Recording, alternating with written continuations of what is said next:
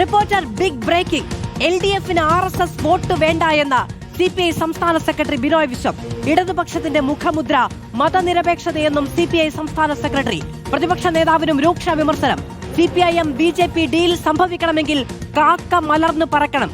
കൈപ്പത്തിയിലെ കളങ്കം മറയ്ക്കാനുള്ള ആരോപണമെന്നും ബിനോയ് വിശ്വം റിപ്പോർട്ടറിന്റെ നേരോ നേതാവെ പരിപാടിയിൽ പറഞ്ഞു.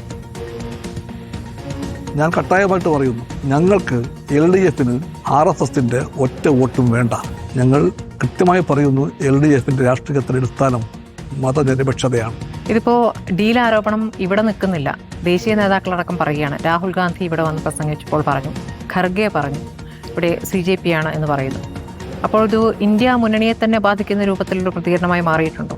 രാഹുൽ ഗാന്ധിക്ക് അറിയാമെന്ന് എനിക്കറിയില്ല, ഖാർഗേജിക്കും അറിയാമെന്ന് എനിക്കറിയില്ല. പക്ഷെ അറിയണം, ഇവിടുത്തെ പ്രധാനപ്പെട്ട കോൺഗ്രസ് നേതാവ് ചെറിയ ആളല്ല.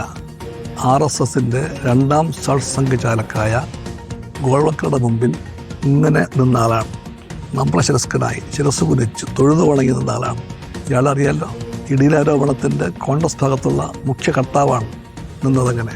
അവിടെ പോയി പൂജിക്കാൻ പോയ മാന്യനാണെന്ന് പറയുന്നു. കറുപ്പും വെളുപ്പും ഒന്നായാലേ BJPയുമായി CPM ഡീലുണ്ടാവും. കാക്ക മലർന്നു പറഞ്ഞാലേ BJPയുമായിട്ട് CPM ഡീലുണ്ടാവും. സ്വന്തം കളങ്കം മറച്ചു വെക്കാൻ വേണ്ടിയുള്ള ഒരു നീക്കമാണത്. ആ കൈപ്പത്തിയിൽ കളങ്കമുണ്ട്. കേരളത്തിലെ കോൺഗ്രസ് ഗാന്ധി കോൺഗ്രസ് അല്ല, ഇവിടുത്തെ കോൺഗ്രസ് നെഹ്റു കോൺഗ്രസ് അല്ല, ഈ കോൺഗ്രസ് BJP കോൺഗ്രസ്സാണ്. സ്വന്തം പാർട്ടിയിൽ നിന്നും നേതാക്കൾ നേരെ BJPയിലേക്ക് പോകുന്നതിൽ പാർട്ടിക്ക് എന്തെങ്കിലും പറ്റിയ വീഴ്ചയാണോ എന്നുള്ള പരിശോധന ഉണ്ടായിട്ടുണ്ടോ? പറ്റിയ വീഴ്ചയല്ല. എങ്ങനെയാണ് അങ്ങനെ പെട്ടെന്ന് BJPയിലേക്ക് പോകാൻ പറ്റുന്നത്? വീഴ്ചയല്ല, പോയതൊക്കെ പറ്റിയ വീഴ്ചയാണ്. വെറും വീഴ്ചയല്ല, പ്രാണനെ പോലെ അവരെ കൊണ്ടു നടന്ന പാർട്ടിയാണ് കമ്മ്യൂണിസ്റ്റ് പാർട്ടി. പണത്തിനോ പ്രലോഭനത്തിനോ സ്ഥാനമാനത്തിനോ വേണ്ടി അവർ മറുകണ്ഠം ചാടിയാൽ അതിൻ്റെ പേര് ഒറ്റ പേരേ ഉള്ളൂ, വർഗവഞ്ചന. ആ വഞ്ചന ആര് കാട്ടിയാലും വർഗവഞ്ചനയാണ്.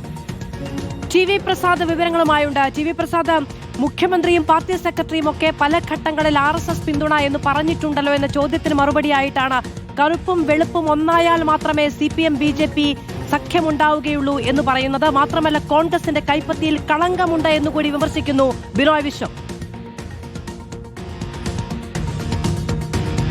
അത് തന്നെയാണ് മാധു. നമുക്കറിയാവുന്നതുപോലെ തെരഞ്ഞെടുപ്പിന്റെ തുടക്കം മുതൽ തന്നെ പ്രതിപക്ഷ നേതാവ് VD സതീശനാണ് CPIM BJP ഡീൽ ആരോപിച്ചു തുടങ്ങിയത്. ആ ആരോപണത്തിന് പിന്നാലെ അത് ഗ്രൂപ്പ് ഭേദമന്യേ എല്ലാ കോൺഗ്രസ് നേതാക്കളും ഏറ്റെടുക്കുകയും ചെയ്തു. അതോടുകൂടി CPIM BJP ഡീൽ എന്ന് പറയുന്ന പ്രചരണത്തിലേക്ക് UDF ആകെ പോകുന്ന ഒരു സ്ഥിതിയുണ്ടായി. അതിന് ഇത്ര നാളുകളുമായി CPIM മറുപടി പറഞ്ഞില്ല എന്നുള്ളതാണ്.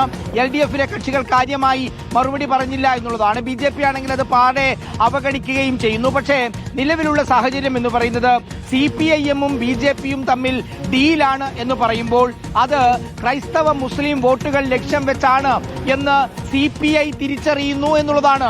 അതിന്റെ ഭാഗമായിട്ട് കൂടിയാണ് CPI സംസ്ഥാന സെക്രട്ടറി RSSന്റെ വോട്ട് വേണ്ട എന്ന് തന്നെ പറയുന്നത്. അതായത് ഏതെങ്കിലും രീതിയിൽ മതന്യൂനപക്ഷങ്ങൾക്കിടയിൽ ഒരു ആശങ്ക ഉണ്ടാവരുത് എന്നുള്ളത് കൊണ്ടാണ് ഇങ്ങനെ ഒരു സ്റ്റാൻഡ് CPIയുടെ സംസ്ഥാന സെക്രട്ടറി എടുക്കുന്നത് എന്നാണ് മനസ്സിലാകുന്നത്. സാധാരണ RSSനെതിരെയും സംഘപരിവാരങ്ങൾക്കെതിരെയും BJPക്കെതിരെയും പ്രസംഗിക്കുമെങ്കിലും അവരുടെ വോട്ട് വേണ്ട എന്ന് സാധാരണ പറയാറില്ല. പക്ഷേ ഈ സാഹചര്യം വ്യത്യസ്തമാണ്. നമുക്കറിയാവുന്നതുപോലെ തൃശൂർ പൂരം കലക്കിയതും PMC പദ്ധതിയിൽ ഒപ്പിട്ടതുമായി ബന്ധപ്പെട്ട നിരവധി ആരോപണങ്ങൾ അത് ഉയർത്തിക്കൊണ്ടാണ് കോൺഗ്രസ് LDFനെതിരെ CPM BJP ഡീൽ ആരോപിക്കുന്നത്. അങ്ങനെ ഡീൽ ആരോപിച്ച് ഏതെങ്കിലും മതന്യൂനപക്ഷങ്ങളിൽപ്പെട്ടുള്ളവർക്ക് തെറ്റിദ്ധാരണ ഉണ്ടാകരുത് എന്നുകൂടി കണ്ടുകൊണ്ടാണ് കടത്തിപ്പറയാനുള്ള ഒരു തീരുമാനം CPIയുടെ ഭാഗമായി ഉണ്ടാകുന്നത്. അതാണ് അർത്ഥശങ്കയ്ക്കിടയില്ലാത്ത വിധം ബിനോയ് വിശ്വം തന്നെ പറയുന്നത് RSSന്റെ വോട്ട് വേണ്ട എന്ന്. ഇത് ഈ തെരഞ്ഞെടുപ്പ് കാലത്തെ ഏറ്റവും പ്രധാനപ്പെട്ട സ്റ്റേറ്റ്മെന്റിൽ ഒന്നാണ്.